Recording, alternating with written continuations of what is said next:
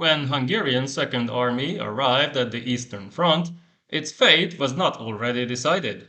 Although it was not comparable to Soviet and German armies, which was never even the goal, nobody knew what would happen to it. Its eventual demise is already detailed on this channel, but some of its units managed to preserve their official documents, so we can get an even clearer picture of what was going on in late 1942 and early 1943 at the River Don when the Soviet counteroffensive began.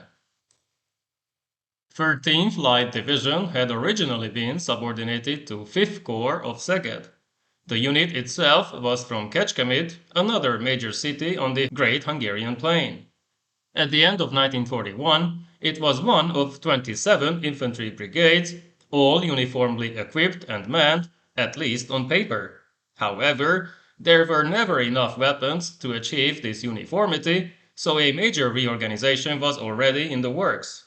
In February 1942, all such units were renamed Light Division to emphasize the fact that they had only 2 infantry regiments instead of 3. When partial mobilization was ordered in order to form Second Army, the decision was made to mix the troops and even the burden. Therefore, 13th Light Division was subordinated to 4th Corps of Pécs, slightly changing its internal composition as well.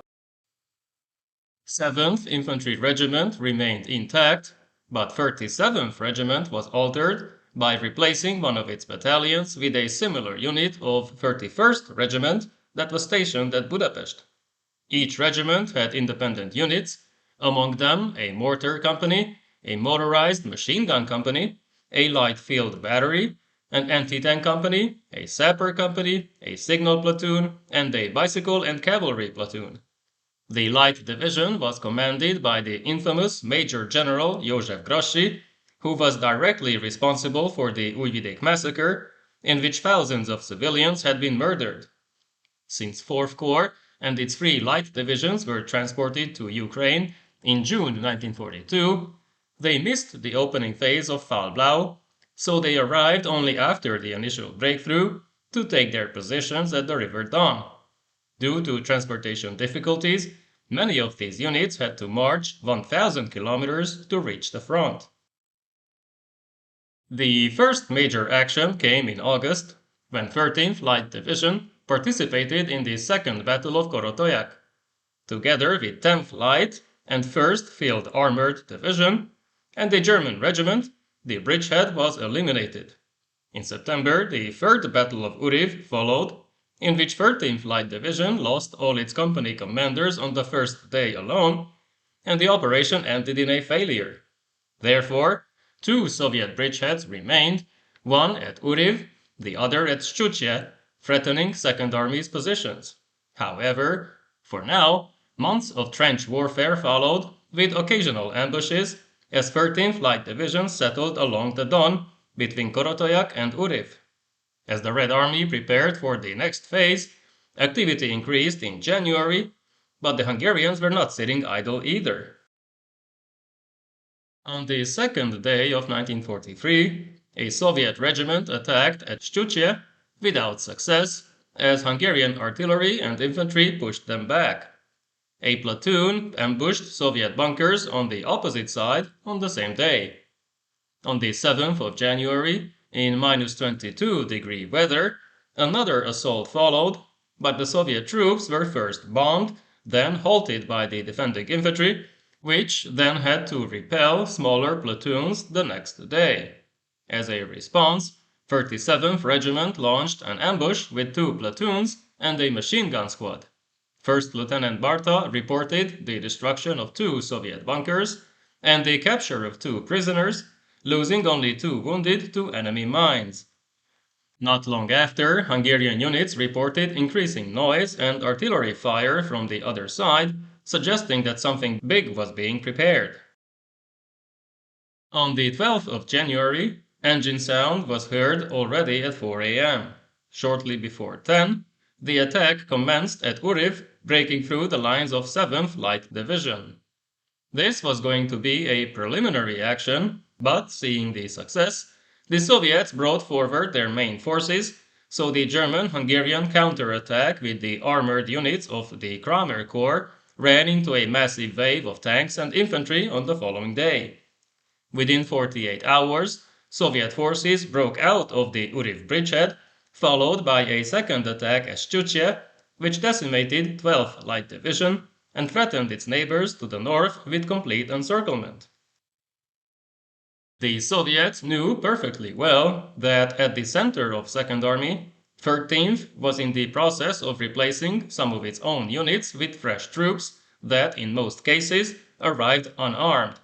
To help 7th Light Division's retreat, it had to send 37th Regiment to Peskovatka and Soldatskoye to guard the Potudan River, while the newly arrived battalion of 1st Regiment was quickly equipped with captured weapons and sent into combat against T-34 tanks. The battalion suffered heavy losses, but the infantry remained firm and stopped the tanks for the moment, knocking out 2 of them.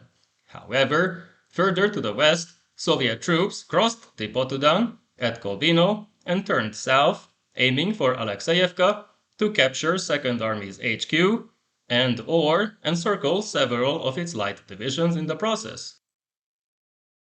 Lacking sufficient armor, anti-tank, and air support, the Hungarian units could not stop the 2 Soviet prongs, so 10th and 13th Light Divisions, along with German 168th Division, were ordered to retreat to Ostrogosk and defend it to the last man. Not even the radios could function in the extreme cold, in which firearms froze just after a few shots and could not be used anymore. After 5 days of fighting, the situation became untenable, so the decision was made to break out. The German division would attack first, while the remaining Hungarian units would follow as the rearguard. In the final 24 hours, most of the food supplies were distributed to the starving troops, who also had to muster all available modes of transportation to carry roughly 3,000 wounded, leaving behind another 3,000 who could not be moved. On the 19th of January, a combined Soviet attack was launched, which 3rd Battalion of 37th Regiment was barely able to stop, gathering ammo from other sectors of the line to send it to the most critical points. The battalion's commander, Captain Laszlo Dushka, threatened a retreating German company with his pistol, forcing them to stay in their position. The remaining heavy weapons, artillery guns, anti-tank guns, and naval warfare rocket launchers kept firing until they broke or ran out of ammunition. The breakout itself was chaotic. At some locations, German troops mistakenly fired on Hungarian units. They would sometimes confiscate their vehicles and horses, resulting in sporadic clashes between the 2 allies. Elsewhere, Hungarian infantry, led by the commander of 37th Regiment, Colonel Lajos Rumi, had to charge Soviet machine guns completely unarmed, as they had run out of ammunition. Losses were mounting, but they could not stop. Survival was the only remaining objective. Hitler's permission to retreat came too late on the 22nd of January. By that time, roughly half of Second Army was lost to the cold, enemy fire, or starvation. Its commander, Lieutenant General Gustav Jani, first issued an order that strongly criticized his troops, likening them to a cowardly, disorderly horde, but when more reports came in from the various divisions, he had to issue a correction.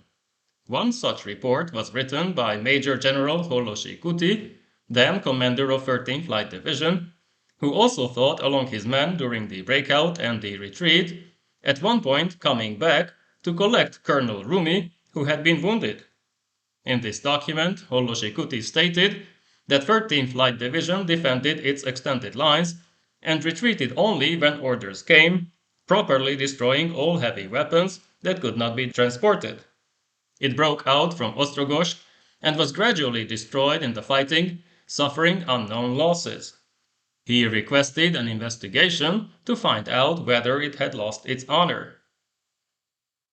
Remnants of 13th Light Division, with all the other retreating units, were gathered along the Oskol River in relative safety. Until the 3rd of March, roughly 65,000 men arrived in the area, most of them without any weapons. However, it would take months to collect all the remnants, properly register the losses, and then negotiate their transport back to Hungary.